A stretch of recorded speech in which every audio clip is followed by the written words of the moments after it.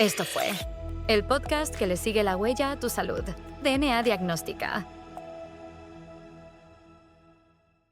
¿Sabes? Estar en la sala de espera de un laboratorio es inevitable, ¿no?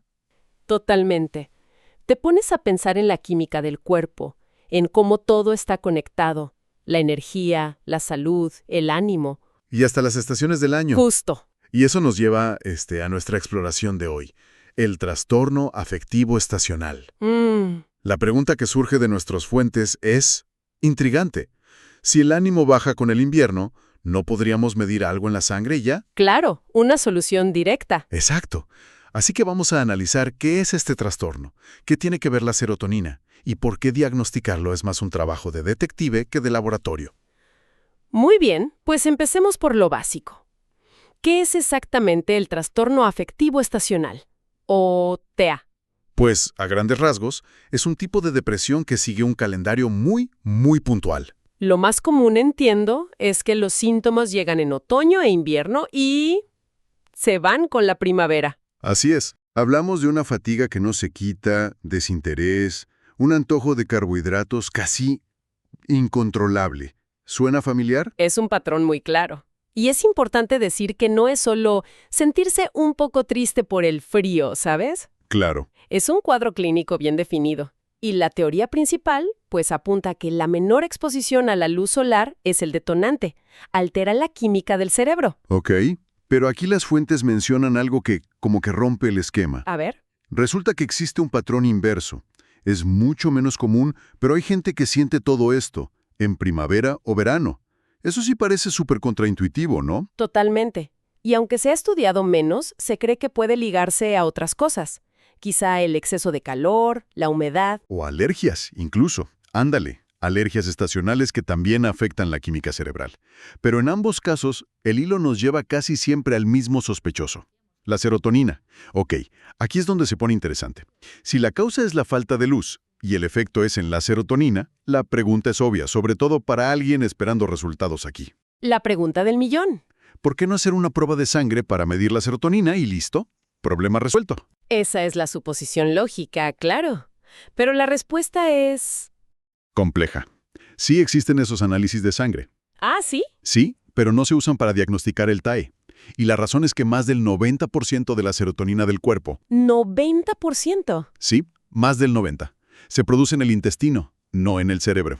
Híjole, entonces lo que mides en la sangre es más bien un reflejo de tu sistema digestivo, no de lo que está ocurriendo entre las neuronas que regulan tu ánimo. A ver, un momento.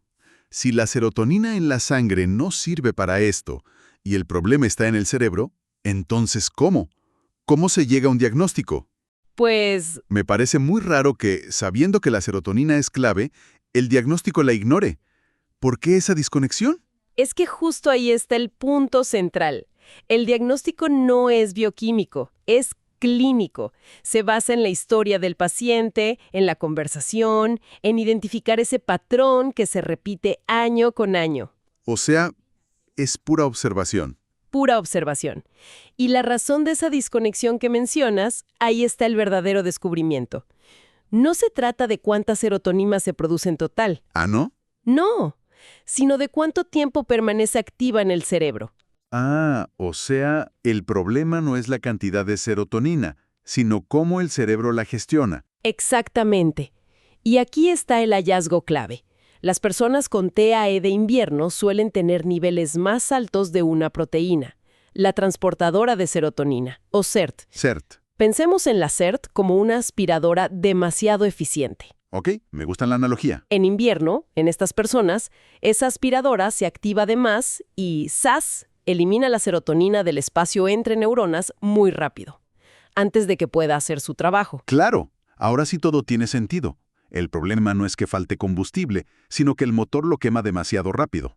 Exacto. Un análisis de sangre sería como revisar el tanque de gasolina para diagnosticar un problema del motor. No tiene nada que ver. Precisamente, por eso los tratamientos como la fototerapia o los antidepresivos buscan que esa serotonina se quede más tiempo activa. La fototerapia, por ejemplo, ayuda a regular la actividad de esta proteína SERT. El diagnóstico: Ese sigue dependiendo de escuchar y reconocer los patrones.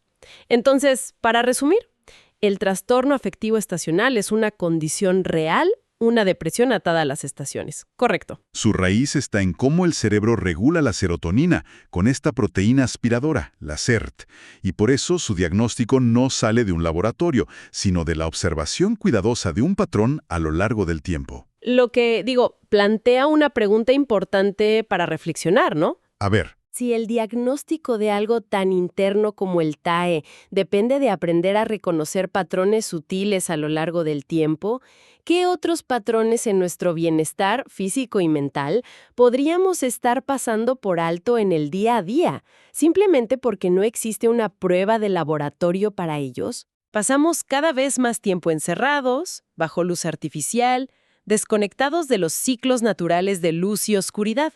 Quizás el TAE, en su forma más extrema, es una llamada de atención sobre una necesidad biológica fundamental que ignoramos, nuestra profunda conexión con la luz del sol.